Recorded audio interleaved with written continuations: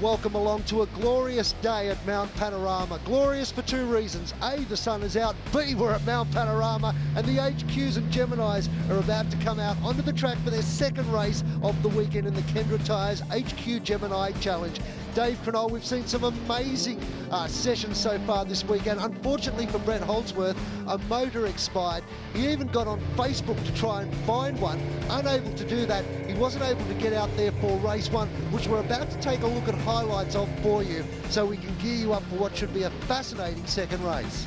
Yeah, good afternoon, Grant. Amazing the power of social media, isn't it? And the amount of power that comes into getting parts from people all around the country. Furness got a brilliant start. He started from the back of the grid, and by the time they got up into turn one, he'd picked up a whole heap of spots, 11 in total, but there was carnage on the first lap, which brought out the safety car and made the HQ Gemini Challenge really live up to what it was last year too, with plenty of biff and barge. But this one, how massive was that? Have a look at Nicholas Rangeley getting up against the wall in the Gemini 172 as the side of the car, and he managed to get it all sorted out for later on, I believe. The safety car ducked for cover and we went back to green flag racing, and it was still on in earnest as they all tried to jostle for positions. Truan off the track through the chase at really big speed too. A very difficult part of the track to get it wrong. Yeah, I like the way he just waves at everybody saying, look, it's all okay, it's all good. Bonwick lost the lead while he was down in the pits, of course. This had the option of two drivers or a timed pit stop, but the Hinton brothers, my goodness, these guys have been racing together for so long, and they've shown that this Gemini has got amazing speed. Yeah, not so quick in the pits, unfortunately. Boydo came in and a longer than expected pit stop. There went the lead. Nightingale had a little bit of a moment too, getting nice and wild. Good to see him out there playing instead of with the microphone with the race car this weekend. Yeah, he's had a lot of experience behind the mic, not so much out on the track. Had a good run. A couple of cars getting very loose at the top, and have a look at this, some real biff and barge. A bit of a turnaround there for the number 96 car. That's Mitchell. Yeah, I told you, no love lost in the HQ racing ranks at all. Battles down the pack, relentless. Everybody trying to find some real estate there, Boydo. Bit of tyre lock-up coming down into the chase. Oh, the great thing about these cars is you'll hear later on the tyres just scream. Camilleri, he had issues, the car pulling off on Mountain Straight. He had to sit and watch the remainder of the race from the wall. Talk about a fantastic viewpoint to watch the racing. Agosta, have a look at the smoke coming out of his car. Yeah, oil pouring all over the back of the rear wheel there. You can see the back jumping around. But Gary Bonwick, the likeable Queenslander, took the victory in the first race and set the stage for what should be an interesting final two runs. I couldn't shake him off. I had nothing left and thought, oh man, if he stays there, he's going to give it to me in the last 10 laps of that race. But anyway, I must have got a gap on him in the driver change or something. And anyway, got away from him, thank God. But yeah, they're quick. They're good guys, those fellas. We've worked pretty hard on it for the last 3 months getting it ready. So really good to have a win. It's great. And we'll see how quick they are at the Kendra Tyres HQ Gemini Challenge. Race number 2, a blisteringly hot day here at the moment. The sun is beating down, track temperature around 65 degrees Celsius. Gary Bonwick on pole position. The Hinton brothers alongside two great racing brothers that love to come out and play. Look at all these HQs, and here's the car that we saw in the rollover in race number 1. Where did they find a Gemini windscreen here at Mount Panorama? Kick RS. Yeah, they're not exactly most common things on the ground, are they? As we pointed out, Bonwick on pole for this one, Boydo. The Hintons in position number 2. Tony Maloney, there's a name that rolls right off the tongue. He's in car number 99 in 5th position. And then we round out the top 10 with Turner and Simpson in one of the many HQs. Well, we are set to go. Mount Panorama, sun shining, Gemini, VHQ. Thanks to Kendra Tyres, off they go. Bonwick with a nice start, but look at the Gemini. The Hinton car goes straight to the lead, so much less weight than an HQ, and makes it count. This is what's great. Obviously the HQ has more straight line speed, but these Geminis are so nimble and so quick around Mount Panorama. You're talking a whole lot less mass to move around, but a smaller engine, as you said, Boydo. Here we go for the first climb up towards Mount Panorama's beautiful skyline vision. 40-odd cars in this group now, Grant. Yeah, it's massive, isn't it? To still see so many HQs left in Australia in racing trim, a category that started off in Tasmania many, many years ago and has maintained a good presence in the hearts of race fans because they love watching it. Look at that, Bonwick has gone to the lead. The Hinton car goes back to second, horsepower telling. Yeah, talk coming into play as well has probably dropped it down to third or second, coming into whatever the talk the 202's had in the day, mate. I think you're probably struggling to find those same figures nowadays. The Red Terror. They're a bloody reliable motor, there's no doubt about that. And they're being punished here today. Now, the first lap, we're on board with Furness at the moment, who's done an amazing job so far this weekend, trying to work his way towards the front end of the pack. Now, at the moment, they'd have plenty of brakes. The tyres wouldn't be too hot. It'll be loving being out there. But about 3/4 of the way through lap one, all of that's going to change. Well, you mentioned, mate, track temperature 65 degrees. Just how hot will these tyres get after just a couple of laps? Well, they're certainly going to be pounded, but that's the great thing. If you look after your tyres, you'll still have plenty of grip and you won't overheat them towards the end of the race. The Gemini, you've got to think, would have an advantage because of its massive weight difference, but time will tell. You can see Hinton starting to close in now as they come across the top of the mountain for the first time, closing right up on Bonwick. And we'll try and launch a challenge before he can get to Conrod Straight, because once they do, he won't be able to pass him there, you wouldn't think. No, he'd be very quickly outstripped, wouldn't he? Listen to this. You don't hear that in motorsport very often anymore. The tyres screaming their head off as they come onto Conrod Straight. It is something that we miss nowadays, these big wide slicks on other brands of cars that we see out in the circuit. These guys coming back to dinosaur days, the HQ and the Geminis, pretty much both in the mid-70s, these two, weren't they, Grant? Yeah, and that's just warnings. That's just warnings to the driver saying you're on the limits of adhesion. With the modern day cars like your Mitsubishi Lancers and Evos and all those sorts of high performance cars, you don't get that warning. You've either got grip or nothing. These cars, they'll tell you, they'll telegraph the fact that they are screaming in pain before they let go. And that's why the drivers love racing them so much. Have a look at this three-wide tussle, or three behind each other, coming into the chase for the first time there, Grant. Love the paintwork on that number 7 car. Now, what was that TV series that had that? Starsky and Hutch? Was it Starsky? It was indeed, mate. They were black and white days. What are you talking about? Bonwick's still out in front. Finesse's charging through the field again. At the moment, Camilleri gives him a tag, puts him off into the grass on the exit of the chase. He looks over his left shoulder to say, yeah, not happy, Jan. Gee, that was a fair dinkum hip and shoulder on that one. Back to the front end of the field as they make their way down the straight, crossing the start-finish line for the first time here. Field very much spread out here too, Bordeaux. Yeah, it's starting to spread out because there's little battles going on further back in the pack, and those guys are costing themselves time in, a relative sense to the guys out in front. But look at this battle at the moment, side by side as they climb Mountain Straight. On the inside, you'd have to have the advantage there by a massive margin. It's the battle for fourth that we can see on screen at the moment. Look at this, who's going to be brave enough under brakes? Oh, a little bit of a squeeze there too to make sure that we can sneak through. Yeah, it's John Carter in that red and white there. Grant, 4 wide though, coming up towards the top of Mount Panorama yet again. These 202 engines working their backsides off. They didn't really rev all that much in standard trim. And they're pretty much in standard trim while they're in a racing mode. What, about 5,000 RPM, but they'd be lucky. Yeah, look, that's the great thing about these cars, and all the guys have got a history. And speaking of history, whoa, so big for Camilleri. How he managed to gather all that up, and it continued, as we saw, down into the chase.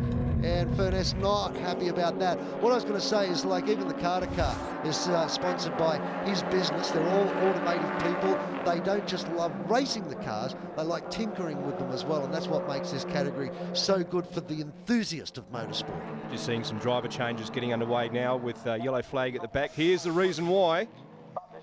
That's Ross and McNeil. Oh, have we done any? Oh, geez, he's well and truly bogged that one right up to the rear axle. Yeah, that's going nowhere fast, isn't it? That's a way to end your day. Good shot of the Kenda Tyres sticker on the back of the car, and Baxter's got problems too. I thought he looked like he'd broken something, but no, he's just pulled over. He's had a bit of a sneeze. Back on track. He's good news. Change a fuse or something? Here's the battle up front though, and it's a great battle. These two guys have been fighting dog and tail all weekend to try and take out outright supremacy here. Gary Bonwick, as we can see in the 98 car, leading at the moment, but he's unable to pull away from the Hinton Gemini. Is sitting there in second spot. Oh, he's fainted into the pits. There is yellow flags on display, and Bonwick's decided now's the time to effect this mandatory pit stop. Brings it down to the minimum speed for pit lane. The Gemini right behind him. In fact, the top 5 cars coming into pit lane on this lap. Yeah, full course yellow while they can get that car out of the kitty litter down at the bottom of the straight there, Grant. And a great chance to come in and have a bit of a break, okay, draw the breath. Well, not only are the cars not high-tech, neither are the indicators for the drivers, but effective nonetheless. Well done, love that. Hey, it's the old story, if it works, why not? Yes. Okay, well, the pit stops are taking place. We'll take a break, and when we come back, the closing stages of race 2. Welcome back to Mount Panorama. We're halfway through race 2 at the Kendon Tyres HQ Gemini Challenge. Safety car is just about to pull into pit lane, and I dare say that lap traffic between the safety car and our race leader, well, as I speak, here they come straight down into pit lane, the three of them, and followed by the guy that was sitting in 5th spot out there on the track, which has the Hintons up in front in the lead now. Bonwick lost that lead during the pit stop. There he is in the 98 car, so he's still in this battle and wants to get on with it too. Green flag racing conditions, and Bonwick slides up the inside towards turn 1, or tries to anyway, to try and get that lead back. Yeah, he's just had to muscle his way through. He's just got behind David Kelleher in the 92 entire cabinets entry there, Boydo. Here he goes, has a look around on the inside of the circuit now, looking at the back end of that Gemini, screaming away from him up Mountain Straight. And you can see just gets over the overlap, but Kelleher's got the inside line. If he can maintain that spot going down into the braking area, well, it doesn't look like he's going to be able to. No, slides straight back in behind Bonwick, who now moves up to second and sets his sights on the Gemini. It's going to be interesting watching those two go across the top of the mountain. Have a look at this battle fleet. They've already got 4 or 5 cars up ahead by a gap of around a second between them and the rest of the field, going up through the cutting, and just really looking to see if we can get Bonwick up into first position. We've got a battle for 5th now. There's car number 41 there, Grant. Now this is John Agosta. He's been racing his HQ for a while. Well, there's problems down there in the pit. This is the Carter car for Carter Automotive, and problems for them. We saw them a few moments ago doing battle out there on the track and really taking the fight up, but unfortunately mechanical issues, which will happen with an HQ, have got them down in pit lane and missing out on some of the fun. Have a look at the Hinton car, absolutely screaming away. There's a gap of around a second. Bonwick, talk about drifting in HQ style, runs a little bit wide across the top. Do you reckon he wants this race lead back? Oh, only slightly there, mate, only slightly. Overtake me, that's personal. Yes, he'd have the racing eyes well and truly lit up from inside that helmet. Down they come through the S's, and he's really got this HQ wound up. He's closed up between himself and the Hittons by about 2 or 3 car lengths in the space of about half a second. An interesting guy in Gary Bonwick, because he's such an unassuming guy with the race helmet off. He's always got a smile on his face. He's always happy to talk to you and share information with you. But when he's out on the racetrack, you can't see his face, but the body language of his car suggests that he is one mean dude. Wouldn't want to cross him in a dark alley, you reckon? Oh, that's what motorsport's all about. You know, we've been great mates in the pits, which so many of these guys are. They love racing. The enthusiasm that comes from this category. You know, the Gemini HQ mix is second to none, but Bonwick, enthusiasm at the moment, enthusiasm to take the race lead away from the Hinton car. But unfortunately, that Gemini is just so nimble. Doesn't have the horsepower, but it does have the intestinal fortitude. Gee, this is a real great piece of vision. Have a look at the size of the Gemini. Have a look at the size of the HQ. This is a David and Goliath battle. The 6-cylinder, the 4-cylinder, hunting him down, brake lock up, a bit of a nip there. Down into the start-finish straight they come, and Hinton winding that Gemini up as hard as he can. His foot would be so flat on the floor at the moment, he'd be leaving an indent in the firewall. You can see turns the car in, gets a bit of a slide on, had a brake lock up coming onto the straight, now gets a slide, runs a little bit wide, that'll cost him. Bonwick has an opportunity now because he has heaps of grunt in comparison to the Gemini. But the Gemini just has a bit of breathing space. Could be a tactical manoeuvre too, mate. The old smoke screen out of a battleship, you reckon? Yeah, do you think that'll knock Gary off his perch? Not at all. Not a hope.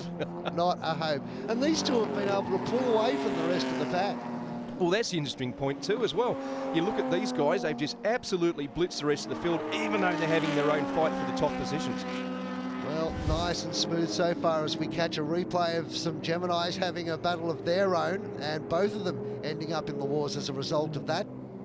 Yeah, a little bit of grass cutting there. That's car 105, and a little bit of a close call. That's Brian Smallwood there, Grant. Look at this battle for fifth spot. See, it's still not over. That's why these guys out in front are able to get away, because everybody's fighting for their own piece of real estate. And while it's competitive and fun, problems for the 92 car off the gas there. Bit of black smoke we saw puff out of the back of it, and he had no get up and go going up the hill. Hopefully that's not going to ruin his day. Yeah, you'd hope that it's never terminal when it comes to a race event, especially these guys. They're so proud of their cars. It's not just the engineering that goes into it, it's the look of the cars. They make sure they're polished and glistening to within an inch of their life. Well, look at David Kelleher. He's come back, so whatever it was, maybe it was just a missing of gears or something like that. It's cost him that one spot, but he's back on the pace now, which is good to see. Unless he swallowed a fleet of grasshoppers or something down his air intake, maybe. Well, this is not so good, unfortunately. The 24 car pulling off to the side. Brooker, well, he's done it looks like he may have just looped himself around coming onto the start-finish straight, because he's rejoining the circuit, but's lost a whole heap of ground. Can't believe the Hinton Motorsport car is still holding off Bonwick so well. Yeah, there's a replay now. There's absolutely spot on there. Brooker just coming in a little bit too hot. Gets it out of the racing line. Fantastic work. Back to the front end of the field, though. The Hinton Gemini. What, he's about 6 or 7 car lengths in front of Bonwick at this stage. I get it. He's not braking coming down into the final turn. He's Doesn't just need turning to. the car in and hoping for the best. Okay, Agosta's move up into third. There's some great work being done by these two. Kelleher's still going. These two have been at it since the start of this race, just racing side by side, overtaking each other. Big brake lock up there as they come down into the chase. But while they're fighting for positions further back in the field, they're having a big go at each other, aren't they? Well, it's your favourite name, mate. It's Tony Maloney in the 99 car that's having a great dice here with Kelleher in the 98. Oh! Gee, that's going to flat spot those tyres pretty hard, isn't it? Oh, it's a flat spot. Well, absolutely. It'll be like a 50-cent piece after that. That was a huge brake lock up. And didn't lose a spot either. And he's probably been able to pull out a little bit. Maybe just scaring his eye. He's done it again. See, now because he's got that flat spot, he's going to pick it up every single time now. Those Kenda tyres screaming their heads off. Geez, they've been behind the HQs now for a couple of years, and absolutely fantastic to see their continuing support for a very well-respected but a very likeable category of racing. Yeah, and you can see it with the punters. I mean, none of these guys you'll find on the front of Motorsport News or Auto Action, but by the same token, each and every single time they come out to race, punters can't wait to get to the fence to watch it.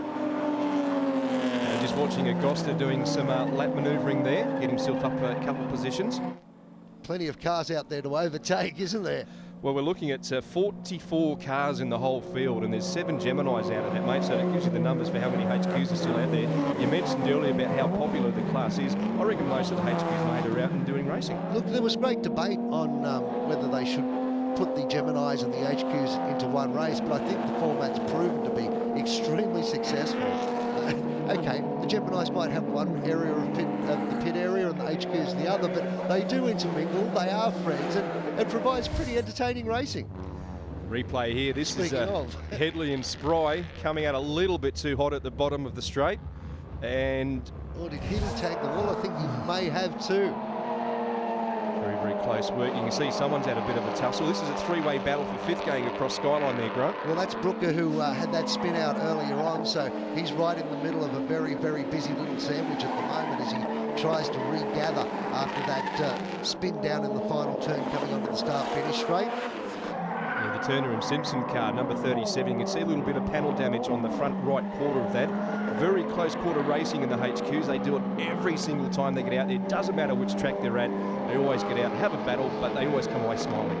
Kelleher comes on to the straight and starts to wind it up. Brooker is having a bit of a go at him here. He's a little bit fired up after his spin. I don't think it's going to pay many dividends, though. He's just starting to fall off the pace in a straight line. Yeah, Brett Osborne in there as well in the 86 car, just falling off the pace. You can see a fair amount of front damage to a few of these cars, in particular the one that's sitting second in this row. The front right of the grille has been given a bit of push and shove. I dare say that was lack of brakes at some part of the racetrack or something like that. Well, Well, the drivers will never admit to a lack of talent unless they know it's a major. That's what I was alluding to. But oh, look at the 92 car. It's just, Kelleher's just gone off the pace, whether he's missed a gear coming out of the chase, but he's been left in his wake at the moment. These tyres will be working overtime, and we're talking about hot temperatures and the grip levels on these. Getting towards the end of the race, they must be like rolling on ice and liquid, surely. It's certainly a great place to come and test tyres, isn't it? Yeah, the big open plains of Bathurst and the Mount Panorama circuit, absolutely world-renowned. Into the final lap this time round, Boydo. Yes, and the Hinton brothers are out in front at the moment and holding off Gary Bonwick and doing it extremely well. Really happy for these guys. They very much deserve a podium spot, and in particular a race victory. You know, their father was involved in motorsport. They've been involved in motorsport, and you know what they say, the family that races together stays together. And you know, why not be able to come away on a weekend like this as we see the 92 car not over and done with at the moment. Kelleher gets back that spot that was taken away from him, but back to these guys at the front of the stack. A great looking car, turned out well. It's obviously mechanically as sound as you'd want, and two nice guys deserving of a victory. Well, they haven't been appearing to push the car that hard. As you see, they've just been coming down, don't really dab the brakes. Probably a different story on the inside of that cockpit as well. Down they come. Oh, a bit of a slippery surface in front of them. What happened there? Well, obviously a little bit of a let go and some oil or something out on the track, or a piece of bearing as a result of some coming together. But I tell you what, with these really hot conditions today, temperatures well into the 30, and as I mentioned, track temperature of about 65 degrees. When they get out of these cars, they're going to feel like they've worked a real lot. And at the moment, these guys, you can see, just having a look in his revision mirror, where is Bonwick? Don't worry, he's too far back. You can cruise to victory from here, and a very deserving victory indeed.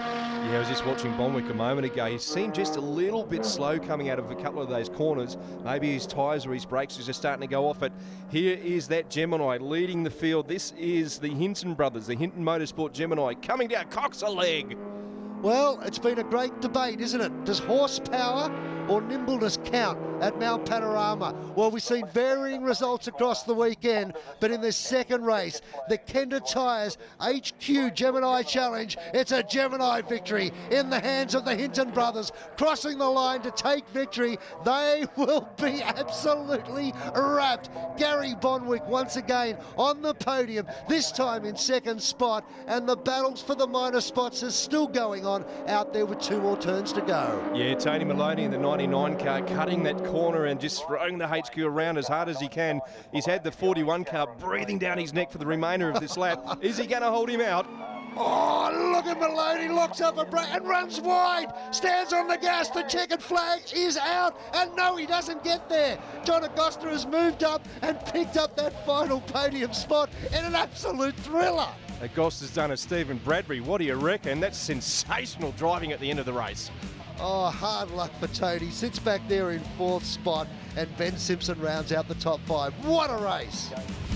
Well, this is what Mount Panorama does to a driver, isn't it, Grant Boyden? It absolutely extracts every single piece of energy that you can do. It doesn't matter what racing category you're in, whether you're in a Gemini or in a HQ or a V8 supercar or a GT car, you come along, you get stuck into it, and the mountain just draws every little piece of experience out of you. And unlike some of the hundreds of thousands of dollars worth of 12-hour cars that we're going to see later on in the weekend, the HQs and the Geminis, they're budget racing, but they're still absolutely fantastic out there on the track. Hope you've enjoyed it at home. Thank you very much for the pleasure of your company. We'll look forward to catching up with you next time. Bye for now. Finesse charging through the field again at the moment. Camilleri gives him a tag, puts him off into the grass and gets into the chase. Well, not only are the cars not high-tech, neither are the indicators for the drivers. Well done, love that. Whoa, so big for Camilleri. But in the second race, the Kenda Tyres HQ Gemini Challenge, it's a Gemini victory in the hands of the Hinton brothers. Oh, look at Maloney, locks up a brake and runs wide, stands on the gas, the checkered flag is out, and no, he doesn't get there. What a race.